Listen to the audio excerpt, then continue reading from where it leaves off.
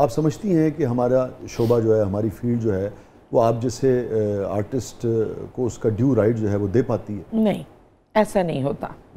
और इस पर मेरी नज़र शुक्र है कि शुरू से नहीं है, वरना शायद मैं भी उस जगह खड़ी होती कि किसी भी स्टूडियो के बाहर पत्थर मार रही होती। ये एक आपे से बाहर होने वाली बात है। ये होता है और ये इम्तिहान है, ये आता है। तकलीफ होती है ना? मैंने अपने तार काट लिए उधर से तो मैं फोकस हूँ अपने काम पे। और मुझसे जब मैं अपने घर से बाहर यूं ही नहीं निकल सकती, ये सोच के, ये देख के कि हर कोई जो मुझसे मिलता है उसकी आंखों में मोहब्बत और उसके मुंह पे दुआएं होती हैं, और रिस्पेक्ट। बहुत सारे लोग मुझसे कहते थे कि कुद्दूसी साहब की बेवा में आपने इतने कैरेक्टर कर लिए, सारा ही सौदा बेच दिया। ये बड़े बड़े आर्टिस्टों ने कहा मुझसे। लेकिन अब मुझे ये बात समझ में आती है कि वो तो मौका अल्लाह की तरफ से था और अच्छा हुआ क्योंकि उसके बाद मेरे पास कोई बड़ा कैरेक्टर नहीं आना था। मेरा काम उसी में हो गया जो वेरिएशन ऑफ। कदर तकलीफदेह बात है कि आप जैसे आर्टिस्ट हो, अल्लाह की बात है, फसी very good writer, Mazhar he is a very good सभी, आप सबका उसमें अपना अपना किरदार है, और इतनी कामयाबी आज तक लोग उसे याद करते हैं, और फिर उसके बावजूद भी हम उस तरह की अटेम्प्ट नहीं करते। हमारे चैनल्स, लाज बात है, मैं समझता हूँ सबसे ज़्यादा जिम्मेदारी वहाँ आती है। ये बड़ी तकलीफदेह बात है। अब देखिए, होता ये है कि इसके पीछे इनसिक्योरिटीज़ का भी बड़ा हाथ है कि ये कहाँ से उठ के आई, इन्होंने ये कर दिया, वो कर दिया, वो कर दिया।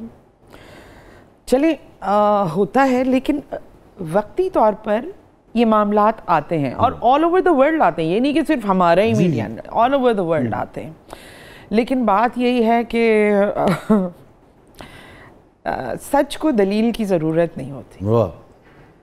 तो ना ही तो मुझे वो प्रोटोकॉल्स चाहिए, ना ही तो मुझे ये चाहिए कि भाई मैं अल्लाह ने मुझे जो भी दिया है ना, मैं उसकी शुक्रगुजारी में हूँ कि इतनी मोहब्बतें, इतनी।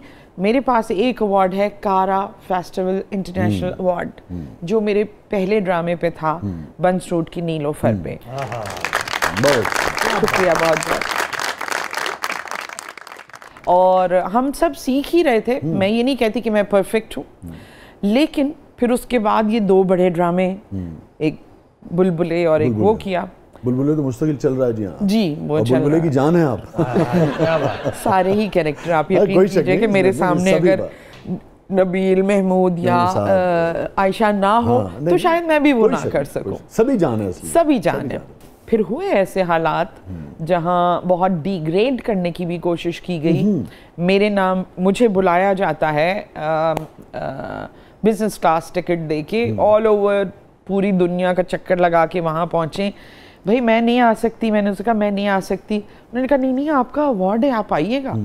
फिर हम ह्यूस्टन जाते हैं और आगे वाली सफ़ों में बिठाया जाता है और ड्रामा दिखाया जाता है और सब लोग नाम पुकार रहे हैं कि ये अवार्ड इधर गया, वो अवार्ड कहीं और चला गया। तो मैंने कहा ये कमज़रफ़ी जो है ना, इससे मैंने अपना ताल्लुक़ ख़त्म कर लिया। मैं अब सिर्फ अपने काम पे तवज्जो देती हूँ। अल्लाह ने जो मेरे हिस्से में लिखा है वो मुझसे काम ले लेगा। पहले भी यही था।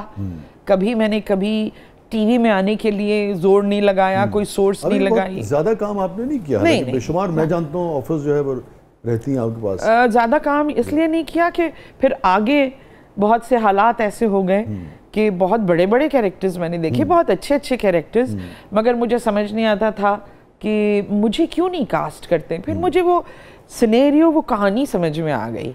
सो अब मैं बहुत सेटिस्फाइड हूँ और अल्हम्दुलिल्लाह देखिए आपके प्रोग्राम में बैठी हूँ इसी हवाले से। नहीं, बहुत मायली इज्जत का मकाम है। और लाज़िम बात है, आर्टिस्ट को बाज़ औक़ात अल्लाह का दिया सब कुछ आपके पास है। मैं समझता हूँ जब आप किसी बड़े आर्टिस्ट से, ऐसा नहीं खुदा न खास्ता कि वो काम कम आपने किया या कम लिया गया, मगर जब ऐसा बड़ा आर्टिस्ट आपके पास होता है और इंडस्ट्री जो है, कोई मुआशरा है ना, जब उससे प्रॉपर काम नहीं लेता है तो अपना नुकसान कर रहा होता है। जी बिल्कुल। अब देखें ना, जैसे मिसाल के तौर पे आर.डी. बर्मन थे, अब वो कैसे बड़ा बड़ा उन्होंने काम किया, फिर एक वक्त आया कि उनकी इंडस्ट्री को लगने लगा कि भाई अब ये तो वो नहीं है, और फिर आखिर में वो जो विदु विनोद चोपड़ा थे ना शायद, जी जी, उन्होंने देखी जब उनसे आखिर में कि नहीं यार इतना बड़ा आदमी है, कैसे मुमकिन है कि इसके जो तख्लीकी सौते हैं वो खुश्क हो गए हों। और फिर उनकी आखिरी फिल्म थी एक लड़की को देखा और 1942। बिल्कुल। तो इंडस्ट्री अगर वो गाने ना होते तो इंडस्ट्री का नुकसान था। आरडी ने तो कर दिया जो करना। क्या बात। देखिए वो अल्लाह पत्थर में भी कीड़े को रिस्क पहुंचाता जी जी जी जी। वतुइज़्ज़ु मन तशा वतुज़िल्लु मन तशा। ना पहले ये कोशिश थी कि नंबर 1 हो जाऊं, ना अब ये कोशिश है। उसने जो काम लेना है मुझसे, अगर इतना ही लेना है तो भी उसका शुक्र है, इससे ज़्यादा लेना है तो उसका और भी शुक्र है। तो बस इसी लाइंस पे मैं हूँ। ये जो कंटेंटमेंट है और ये जो तारे काट देना है जिसमें दुनियावी चीज़ें हैं, वही तार काटी ना ऑफ कोर्स आपने। बिल्कुल। कि ये कंटेंटमेंट जो है ये भी बचपन से थी या ये वक्त ने आपको सिखाई, ये कैसे आपने डेवलप की अपने अंदर? क्योंकि एक मरतबा तो अथल बचपन पथल से होती तो है। ऐसा नहीं था क्योंकि ऐसा कुछ हुआ ही नहीं। ठीक है। जब मैं इंडस्ट्री में आई और एकदम से पहले ही ड्रामे से इतनी शोहरत, सब बहुत प्यार से मिले, सब बहुत पजीराई दी सबने। उसके बाद कुछ और बेहतर काम हो गया। अच्छा, जब काम बेहतर हो गया तो मैंने मतलब महसूस किया कि कुछ लोग वाकई थोड़े से इनसिक्योर हो गए। लेकिन उसमें भी ये देखें, मैंने एक हमारे बहुत ही प्यारे बुजुर्ग हमारे ख़ानदान में ही, तो मैंने जब ये हो रहा था तो मैंने उनसे पूछा, बताइए कि ऐसा ही होता है इसमें, इन फील्ड में? तो उन्होंने कहा, तुझे इससे क्या है, तेरी नज़र तो काम पे होनी चाहिए। तो ये तेरा नहीं है हिसाब किताब क्या मिल रहा है क्या नहीं। आप अपने काम पे फोकस कीजिए। जो देने वाला हाथ है वो इन सब से अबव है। तो आप बेहतर ये कि ईमानदारी से अपना काम करते रहो। ये ना देखो क्या मिल रहा है क्या नहीं मिल रहा। ना मुझे अपने मुल्क से कोई शिकायत है, ना मुझे अपनी इंडस्ट्री से कोई शिकायत है। मेरा तो बस एक रास्ता है जिस पे मैं चल रही हूँ। वाह वाह। ये फरमाइए, बाज़-औक़ात करियर में, ज़िंदगी में बहुत सारे तार चढ़ाव आते हैं ना, तो अगर आपके करियर में, ज़िंदगी में कभी आपको फील हुआ हो कि अच्छा भी किसी नौयत का ये डिप है, कोई गड़बड़ है, तो उससे कैसे निकलती हैं? हाँ, इमीडिएटली तो जो आपको जिस चीज़ से आप अवेयर नहीं होते और एकदम शॉकिंग होता है कि आपको कहीं बहुत बड़ी जगह बुला लिया है, और ख़ास तौर से ये सोच के, ये प्लान करके कि हम इस बंदे को तोड़ देंगे। देखिए, वो सब देख के एकदम आपके दिल में एक तकलीफ तो होती है। उस तकलीफ का गुजरना और फिर कलमा पढ़ के, नहीं ये तो अल्लाह की तरफ से है, हो सकता है इसका जो अगला पार्ट है वो कुछ और हो। देखिए, कोई भी चीज़ जब होती है, कोई वाक़या हुआ, और ऐसा हुआ मीडिया में मेरे साथ बहुत दफ़ा हुआ, सुन के एकदम देख के आप शॉक में आ जाते हैं कि ये क्या। मगर मेरे साथ बहुत अच्छी बात ये है कि मुझे बहुत जल्दी समझ में आता है कि क्या हुआ, ना चाहते हुए भी समझ में आ जाता है कि ये हुआ। अब जब ये पता चल जाता है कि ये हुआ, तो बस हिदायतें आपको कुदरत की तरफ से मिलती हैं, और मैं फिर वो सारी चीज़ें समेट के और एक कोने में रख के और वहाँ से धुलधुला के आ जाती हैं। का आप जिक्र कर रही हैं, आपने दूसरी मरतबा उसका तज़किरा किया, उसने आपको तकलीफ़ दी मेरे ख्याल में, उसने उस वक्त तकलीफ उस वक्त। लेकिन मैं जब आई हूँ वापस और बहुत मग़मूम थी। और आपसे पहले कमिट किया गया था? मुझसे पहले कमिट किया गया था, और मुझे कराची से लेके अटलांटा से ह्यूस्टन, फिर ह्यूस्टन से अटलांटा, फिर कराची, मुझे बाकायदा बिजनेस क्लास टिकट देके बुलवाया गया कि आपका अवार्ड है, आप ना जाएं।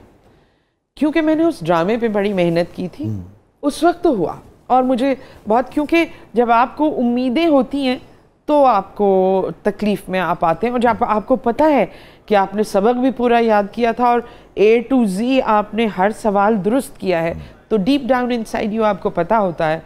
और बाद में आपको ये पता चलता है कि ये जो बड़े बड़े ये नज़र आ रहे हैं, ये तो मुनसिफ है ही नहीं, इनसे क्या मांगना।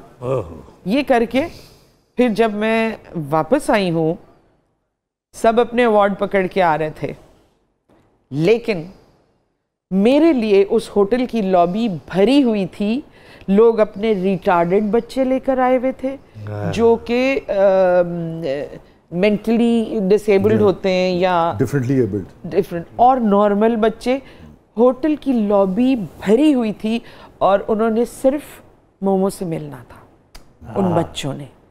और एक बच्चा तो ऐसा था कि उस वक्त मैंने चश्मा नहीं लगाया हुआ था, तो वो अपनी माँ के पीछे छुप गया और उसने ना हाथ ऐसे बढ़ाया और उसके हाथ में चश्मा था, अपना चश्मा उसने मुझे दिया, ये दो।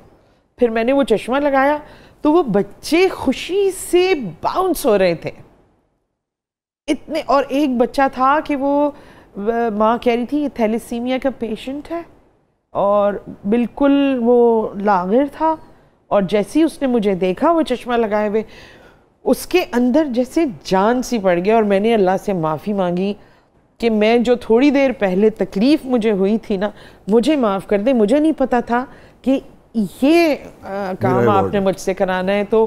तो उनको भी माफ़ किया, सबको माफ़ किया, और अब खुद भी माफ़ी मांगी अल्लाह से कि नहीं, अल्लाह बहुत बेहतर जानता है जो इंसान को वो देता है। आपका जो मौक़िफ़ है कि आपके साथ इस मामले में ज़्यादती हुई, कभी उस पार्टी ने आपसे माजरत की? नहीं, कभी नहीं। कभी नहीं। किसी से भी आप कुछ कहना चाहती हो? आप हैं और कैमरा है। मैं पापा से ही कहना चाहती हूँ, I miss you so much. लेकिन मुझे अभी भी ये एहसास रहता है कि आप करीब हैं, कहीं आप जहाँ भी हों बहुत खुश हों, और कुछ देर अगर पापा और रह जाते तो बहुत अच्छा होता मेरे लिए। ये मुझे बहुत कभी कभी ऐसा लगता है मुझे। ये एक ख्वाहिश थी, लेकिन अब ये पूरी नहीं हो सकती, क्योंकि अगर वो आ जाएं अभी, तो किसी ने मुझसे पूछा था, तो जो लोग चले जाते हैं दुनिया से, अगर वो आ जाएं वापस तो डर के भागेंगे सब। मैंने कहा मैं अपने वालिद को देख के डर के नहीं भागूंगी, मैं उनसे ज़रूर मिलूंगी, और मुझे ये यकीन है कि मेरी उनसे मुलाकात होगी इंशाअल्लाह। क्या कहते थे आपको प्यार से वो? हीने। हीने, अच्छा, हिना पंजाबी के। फिर कहते थे हिना बादशाह। वाह वाह, टिपिकल पंजाबी कहते हैं। टिपिकल वो मुझे कहते हैं हीने, किधर जा रहा है? वो कोई नहीं, साइकिल पे चला जा। वाह वाह वाह, वो मुझे बहुत मजबूती देखी।